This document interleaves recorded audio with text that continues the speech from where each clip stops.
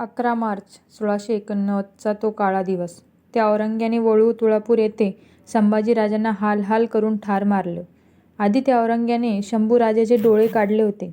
जीभ चाटली, संपूर्ण शरीराची कातडी काढून त्यावर मिठाचा वर्षाव करत राहिला.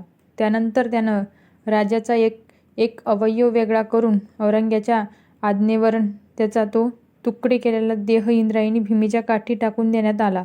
आतापर्यंत राजाचं शौर्य आणि धैर्य पाहणारी ती इंद्रायणी भीमा देखील आज राजाचा तो तुकडे झालेला देह आपल्यात सामावलेला पाहून जणू रडत होती. ते बिखरलेले तुकडे पाहून तिचं हृदय जणू तुटत होतं. राजाचं ते शौर्याने भरलेलं रक्त आज तिच्या पाण्यात मिसळत होतं. त्या रक्ताच्या अंगार इतकी होती की त्यामुळे त्या भीमा इंद्रायणीचे पाणी देखील थरथरत होतं. आज शंभूराजांचा देह विच्छिन्न अवस्थेतील तुकड्यांमध्ये तिच्या पाण्यामध्ये पडला होता. इतका शूर राजा, पण आज मात्र राजाच्या त्या शरीराच्या तुकड्यांपाशी जाण्याची कोणाचीही हिंमत होत नव्हती. औरंग्याने तसा आदेशच काढला होता. त्यानं फर्मान सोडलं होतं की कोणी जर का शंभूराजांच्या शरीराला हात लावला तर त्यांचे देखील तेच हाल होतील जे राजा यांचे झाले. औरंग्याने दिलेल्या धमकीमुळे आजूबाजूच्या गावातील वाड्यावरील लोक देखील त्या इंद्रायणीच्या काठी जायला थरथरत होते. रात्रभर ते शरीराचे तुकडे तेथेच पाण्यात तसेच पडून होते. आपल्या शूरवीर राजाची अशी अवस्था पाहून जणू सृष्टी देखील रडू पाहत होती. अरे, ज्या राजाने तुमच्यासाठी आपलं जीवनदान दिलं त्यांच्यासाठी पुढे व्हा, असं जणू आव्हान करत करत होती. पण लोक मात्र भीतीने आपापल्या घरात लपून बसले होते. पाहता पाहता सकाळ झाली. रात्रीचा तो गुडूप अंधार जाऊन सूर्याची सोनेरी किरण सर्वत्र पसरू लागली. त्या गावात राहणारी जनाबाई ही परटणीच काम करत होती. ती पाटलाच्या घरी कपडे धुवायचे काम करत असे. नेहमीप्रमाणे त्या दिवशी देखील ती पाटलाच्या घरचे कपडे घेऊन नदीच्या काठी कपडे धुण्यासाठी आली. जेव्हा तिनं धुवायला बसली तेव्हा तिला ते रक्ताने माखलेले तुकडे काठी पडलेले दिसले. तिला प्रथमतः कळलंच नाही ते तुकडे म्हणजे आपल्या शूरवीर राजाचे आहेत. तिला असं वाटलं की एखाद्या मेंढराचे तुकडे तिथे पडलेले आहेत, कारण तिथं तिने जवळ जाऊन पाहिलं नव्हतं. कपडे धुत असताना एक आतडं तिच्या हाती आलं तेव्हा तिने ओरडून म्हटलं, माणसांना साऱ्या लाजा सोडल्या, आता अशी आतडं देखील पाण्यात सोडायला लागले. तेव्हा तेथे जवळच असलेला मेंढपाळ म्हणाला, हे आतडे आपल्या शिवछत्रपती शिवरायांच्या मुलाचे म्हणजेच संभाजीराजांचे आहेत. काल औरंग्याने राजाचे तुकडे करून त्या पाण्यात फेकले. तू तिथं जाऊ नकोस, नाहीतर औरंग्याचे लोक येतील आणि तुला पकडून नेतील. त्या औरंग्याच्या भीतीमुळे सारी लोक आज घरात दडून बसली आहेत. तू देखील घरी निघून जा. आपल्या संभाजीराजांच्या शरीराचे तुकडे हे ऐकल्याबरोबर तिच्या डोळ्यातून खडाखडा पाणी वाहू लागलं. तशीच उठली आणि गावाकडे पळाली. ती दामाजी पाटलांच्या वाड्यात आली. आता सर्वत्र शंभूराजांच्या मृत्यूची बातमी पसरली होती. बघता बघता सर्व गावातील लोक पाटलांच्या वाड्याभोवती जमा झाले. आपल्या राजाची अशी अवस्था पाहून सगळ्यांचे चेहरे उदास झाले होते. प्रत्येकजण अश्रू गाळत होता. तेव्हा तेथील मंदिरामध्ये गोरखनाथ येऊन राहत होते. ते त्या गर्दीतून पुढे आले आणि म्हणाले, आपल्या शिवाजी महाराजांच्या लेकराचं रक्त अडमास आपल्या गावात आलेलं आहे. ते असंच नदीकिनारी बाजूला पडावं आणि आपण मात्र गप्प बसलेलो आहोत, या गोष्टीचं खूप दुःख वाटत आहे. गोरखनाथाचे हे बोलणे ऐकून मंदिराच्या बाहेर बसलेले गोविंद महार लांबूनच बोलला, तुमचं बोलणं खरं आहे. आपल्या शिवाजीराजांनी आपल्यावरती, आपल्या मुलाबाळावरती, आपल्या मुलाखावरती केलेले उपकार कमी आहेत का? आज त्यांच्या लेकरांचा आतडी कोथळा गाव शिवाराच्या बाहेर पडावा आणि आपण मात्र मुख गिळून गप्प बसावं, हे शोभून नाही दिसत. तेव्हा तेथे असलेली दामाजी पाटील म्हणाले, तुम्ही सर्व म्हणताय ते खरं आहे. जितकं तुम्हाला वाईट वाटतं आहे त्यापेक्षा जास्त वाईट मला वाटत आहे. पण करणार काय?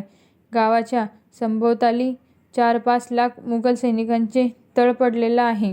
त्या बादशहाची ताकद खूप मोठी आहे. शंभूराजांच्या रक्तमासाला कोणी शिवू नये असं त्याने फर्मान सोडलं आहे. तेव्हा एकानं म्हटलं, खरं आहे. कारण पंचक्रोशीतल्या साऱ्या गावातील लोक गप्प बसलेले आहेत, तर मग आपणच पुढाकार का घ्यावा? हे सारं ऐकून गावकरी आपल्या आपल्या घराकडे परतले. भाकर खाऊन सगळेजण पडले होते. झोप तर कशीच कुणालाही येत नव्हती. सगळेजण विचारांच्या गुंत्यामध्ये होते. पण ती जनाबाई मात्र खूप जिद्दीची बाई होती. आपल्या राजासाठी आपण काहीतरी करावं हे तिच्या मनानं पक्क केलं होतं. ती सरळ पाटलिणीच्या वाड्यात गेली. तिनं आजूबाजूच्या स्त्रियांना देखील केलं. शिवराजांच्या आणि संभाजीराजांविषयीची गोष्टी काढून ते एकमेकांना प्रोत्साहन देऊ लागले. राजांच्या आठवणीने सगळ्यांचेच काळीज हे लावून गेले होते. असे बोलता बोलता रात्र बरीच झाली, पण कुणीही आपल्या घरी जाण्यासाठी हलत नव्हतं. आपण काहीतरी केलं पाहिजे ही एकच भावना त्यांच्या मनामध्ये निर्माण झाली होती. तेव्हा त्या पाटलिनींनी मंदिरातील गोरखबुवांना बोलावून घेतलं. हे पाहत असणारा तो गोविंद पुन्हा तेथे येऊन पोहोचला. आपल्या हातातील काठी खाली ठेवली आणि दूर बसून राहिला. थोड्या वेळानं जनाबाई बोलू लागली की जर आम्ही संभाजी महाराजांचा मांस गोळा करून आणलं आणि त्याला अग्नी दिली तर बादशाह करून करून आम्हाला करणार काय? गाव जाळेल इतकंच ना? आता तिच्या बोलण्यामुळे प्रत्येकाच्या अंगामध्ये आग सजरली. तेव्हा गोरखनाथ महाराज देखील म्हणाले की आपल्या रीतिरिवाजाप्रमाणे जर का आपल्याला आपल्या चावडीत किंवा नदीकिनारी एखादं बेवारस मृत शरीर जरी आढळलं तरी आपण त्याला अग्नी दिला पाहिजे आणि त्याला मुक्ती दिली पाहिजे, असं आपल्या शास्त्रामध्ये सांगितलेलं आहे. तेव्हा लांबूनच त्या गोविंद आवाज दिला आणि सांगितलं, इथं तर आपल्या शिवाजी राजांच्या मुलाचे तुकडे नदीकाठी पडले आहेत. आम्ही मात्र सगळे नर्मदासारखे बांगड्या घालून गप्प बसलो आहोत. ज्या राजानं आपल्या जनतेसाठी आपल्या जीवांची पर्वा केली नाही, तिथं आपण मात्र आपल्या जीवाची पर्वा करत बसलो आहोत. हे ऐकल्यावरती सर्व स्त्रियांच्या अंगामध्ये जणू माय भवानी सळसळली. चला नदीकाठी आपल्या राजाचे तुकडे गोळा करून आपल्या राजाला अग्निसंस्कार देऊ. सर्वत्र एकच आवाज उठला. सर्वत्र काळाघोर काळोख होता. पण त्यावेळी त्या सर्व लेकींच्या अंगी मात्र एक नवीन जोश निर्माण झाला होता. साऱ्या जणी आपल्या पदराला खोचत नदीकडे निघाल्या. तो होणारा गलखा दामाजी पाटलांच्या कानावर देखील गेला. आतमध्ये झोपलेले पाटील गडबडीने बाहेर आले. तो आपल्या पत्नीस म्हणाला, कारभारीणबाई, हे काय चालवलंय? बादशहाचे हे लक्षात आलं तर काय होईल हे कळतंय का तुम्हाला? तेव्हा कारभारीणबाई म्हणाली, माझ्या शिवाजी राजांच्या लेकराचं मांस घारी गिधड्यांनी घेण्यापरीस आपण आणलं तर काय वाईट? गाव असा जुलूम कशाला हवा? सांभाळा तुमचं गाव आणि तुमचं घर, निघतो आम्ही. पाटलीण रागानेच वाड्यातून बाहेर पडली. तिच्याबरोबर जनाबाई आणि त्या वडू गावातील सर्व स्त्रीशक्ती देखील झपाट्याने बाहेर पडली. त्यांची पावलं नदीच्या दिशेने झपाटत पडू लागली. हातात काठी घेऊन गोविंद सगळ्यांच्या पुढे चालत होता. सर्वजण नदीकाठी पोहोचले. सर्वत्र अंधार होता. शिवाय गावाभोवती पडलेल्या बादशहाच्या फौजीची भीती देखील होती. बायांनी पाठीमागे पाहिलं तर गावातील सर्व पुरुष मंडळी देखील त्यांच्या दिशेने येत होती. त्या पुरुष मंडळीमध्ये दामाजी पाटील देखील होते. आता मध्यरात्रीची वेळ असल्यामुळे औरंग्याचे सैनिक गाढ झोपी गेले होते. सर्व गावकरी दपकत त्या नदीच्या किनारी आले. तिथे त्यांनी पुड्याचा चुल्हा पेटवला. मंद प्रकाशात ते नदीकाठी शोधाशोध करू लागले. राजांची कान, बोटे, हाताचा तुकडा अशी एक एक अवयव सापडू लागले. गावकऱ्यांनी आपले डोक्याचे पांगोटे सोडले आणि त्यामध्ये राजांचे येथील मांसाचे तुकडे, शरीराचे अवयव गोळा केले. त्या अंधारात ते मांसाचे तुकडे घेऊन गावकरी गावात परतले. काही जणांनी आपल्या घराकडे धाव घेतली आणि कुणी शेणकोट आणलं, कुणी लाकूड फाटा आणला. दहनाची सर्व तयारी झाली. पण तेव्हा मात्र सर्वांना एक प्रश्न पडला, राजाची चिता रचायची कोणाच्या जागेत? दामाजी पाटील तर आपल्या साऱ्या जमिनीवरती पाणी सोडायला तयार होते, पण त्यांची जमीन ही कोसभर अंतरावरती होती. त्या जागेतून बादशहाचा तळ देखील अगदी जवळच होता. बाकीचे जमीन मालक आपल्या जमिनी देण्यासाठी घाबरलेले होते. सर्व गाव एकमेकांमध्ये कुजबुजत होता. लोकांची ही कुजबूज ऐकून एका कोपऱ्यात उभा असलेला गोविंद पुढे आला.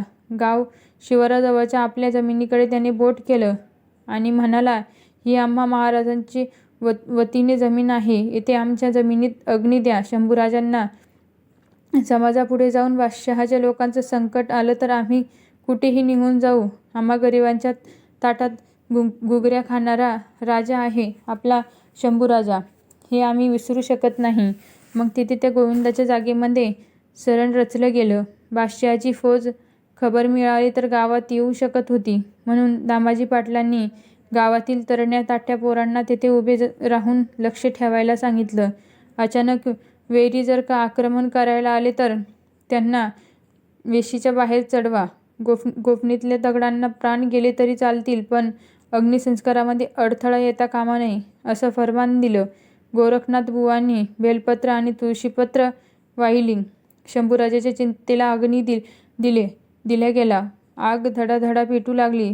त्या ज्वाला त्या कुट्ट आसमानाला भेदू लागल्या. सगळे गावकरी ठसाठसा रडत होते. स्त्रिया धाय मोकळून रडत होत्या. लोक गुरासारखे हंबरडा फोडत होते. अरे रायगडाच्या राजेश्वरा, कुठून कुठे आलास रे पाखरा? अरे शंभूराजा, अरे शंभूराजा. सर्वांच्या डोळ्यातून अश्रूच्या धारा वाहत होत्या. तांबड फुटायच्या आधीच चिता बुजवली गेली. शंभूराजाची ती गरम रक्षा घेऊन सर्व गावकरी पुन्हा नदीच्या काठी धावले. शंभूराजाची ती रक्षा नदीमध्ये अर्पण केली गेली. ते गोविंद महार म्हणजेच रायप्पा महार यांचा मावस भाऊ, त्या जनाबाईंची, राधाई पाटलींची, त्या गावातील लोकांची आणि ते गोविंद महार यांचा संपूर्ण महाराष्ट्र कधीच विसरू शकणार नाही.